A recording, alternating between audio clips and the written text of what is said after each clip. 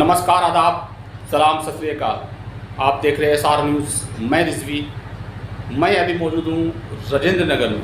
मेरे साथ मौजूद हैं डॉक्टर इरम हसन जी। आज यहाँ पे मुफ्त हेल्थ चेकअप कैंप का आयोजन किया गया है। काफ़ी तादाद में लोग आ रहे हैं, दिखा रहे हैं क्या क्या चीज़ का यहाँ पे जांच हो रहा है, क्या चीज़ का यहाँ पर चेकअप का मुफ्त कैंप लगा है। उन्हीं से जानना चाहेंगे। मेरे साथ मौजूद है डॉक्टर इरम हसन से, उन्हीं से जानना चाहेंगे थोड़ा उनके बारे में, वो खुद बताएंगे थोड़ा सा। मेरा नाम डॉक्टर इरम साजिद हसन है। मैं यहाँ पर एक गायनेकोलॉजिस्ट हूँ और एक इनफर्टिलिटी स्पेशलिस्ट हूँ एंड ऑल्सो मैं लैप्रोस्कोपिक सर्जन भी हूँ। मैंने गंगाराम से अपना DNB किया हुआ है और बहुत टाइम तक मैं दिल्ली में ही रही हूँ। मैंने SRship भी वहीं से की है। यहाँ पर आकर पटना में मैं कंसल्टेंट रही हूँ पारस हॉस्पिटल के अंदर। उसके बाद 2 साल में एशियन हॉस्पिटल जो पाटलिपुत्रा में है उसमें कंसल्टेंट गायनेकोलॉजिस्ट रही हूँ और हेड ऑफ डिपार्टमेंट भी रही हूँ। अब मैंने अपना ओन क्लिनिक यहाँ पे भी चलता है राजेंद्र नगर में, और एक रहता है मेरा आलमगंज में, और मैं इवनिंग में अपना OPD करती हूँ अराउंड 4 to 6। यहाँ पे क्या क्या चीज़ का? यहाँ पर सब चीज़ की सुविधा अवेलेबल है, राइट फ्रॉम OPD चेकअप से लेके colposcopy, CTG, normal delivery, caesarean, hysterectomy, यहाँ पे सब चीज़ें होती हैं। सबसे इम्पॉर्टेंट चीज़ ये है कि ये इनफर्टिलिटी के लिए एक बहुत ही अच्छा सेंटर है। IUI का सक्सेस रेट हम लोगों का पटना में बहुत अच्छा है और बहुत लोग यहाँ पर आकर इनफर्टिलिटी के लिए समाधान और उन लोगों की गोद भी भरी है हम लोग के क्लिनिक से। तो यहाँ पर इनफर्टिलिटी का बहुत अच्छा चेकअप होता है और मैं चाहूँगी कि जो पेशेंट बहुत टाइम से जूझ रहे हैं इस परेशानी से, वो एक बार आकर यहाँ ज़रूर दिखाएं। और अब हम लोग कैंसर स्क्रीनिंग, क्योंकि बहुत सारे लोगों को इस चीज़ की इन्फॉर्मेशन नहीं है कि कैंसर के अंदर बहुत सारे स्क्रीनिंग टेस्ट्स होते हैं। स्क्रीनिंग टेस्ट का मतलब होता है जब हम कैंसर को बहुत पहले ही उसे पकड़ लें, उसके लक्षण को बहुत पहले हम लोग जाँच लें। उसके बहुत सारे टेस्ट्स अवेलेबल हैं जिस टेस्ट के बारे में बहुत सारे लोगों को मालूम नहीं है। तो अब हम लोग अपने कैंप के ज़रिए धीरे धीरे लोगों में ये जागरूकता पैदा करना चाहते हैं कि बहुत सारे ऐसे टेस्ट हैं जो आप बहुत इनिशियल स्टेज में करा सकते हैं और उससे आप लोगों का बहुत जल्दी समाधान, ना सिर्फ प्रॉब्लम का समाधान होता है बल्कि कैंसर भी बहुत जल्दी स्टेज में पकड़ाया जा सकता है। तो वही चीज़ जो बहुत देर में आप लोगों को मालूम पड़ेगी, वो चीज़ आपको जल्दी पता चल जाए और छोटे से इलाज में आप लोगों का फ़ायदा। सावधानी क्या लोगों को, ये तो महिलाओं को गर्भवती में कैसे सावधानी बरतनी चाहिए, क्या क्या प्रिकॉशन लेना चाहिए?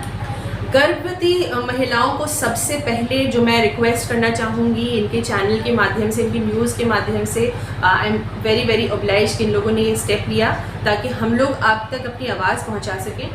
गर्भवती महिलाओं में सबसे बड़ी चीज़ जो ज़रूरी है वो कि जैसे ही उनको प्रेगनेंसी ठहरे वो हम लोगों के पास आएँ, डॉक्टर के पास आएँ, अपने निकटती गायनेकोलॉजिस्ट के पास जाएं, क्योंकि शुरू के कुछ टेस्ट बहुत इम्पॉर्टेंट होते हैं।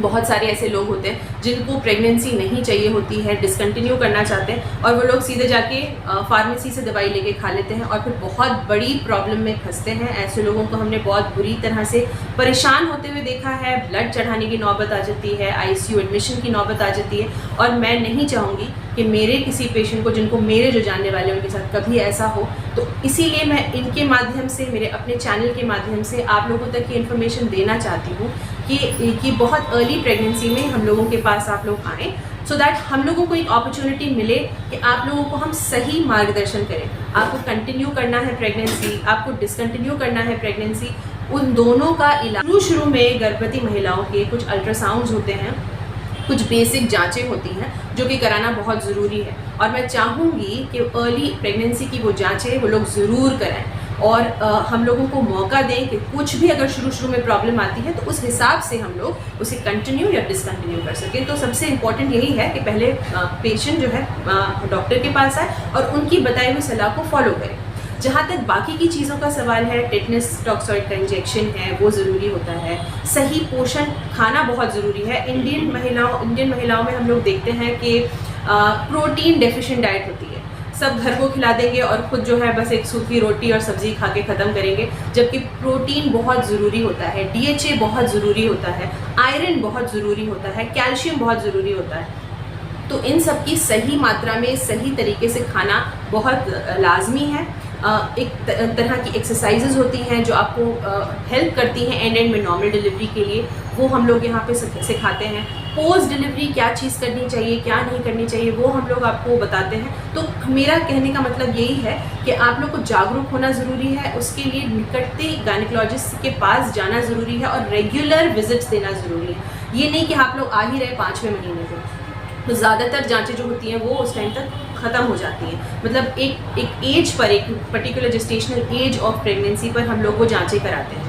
तो अगर आपकी वो एज चली गई, मतलब 5वें महीने के ऊपर हमको जैसे 3.5 महीने पे कुछ कराना है या 5वें महीने पे कुछ कराना है, आप 6ठे महीने पे आए हो, तो फिर वो जांच उतनी सेंसिटिव नहीं रहती जैसे शुरू में रहती है। तो हम यही मैं रिक्वेस्ट करूँगी कि सही टाइम जाएँ, सही जाँचें कराएँ, रेगुलर रहें और अपने खाने का ध्यान रखें।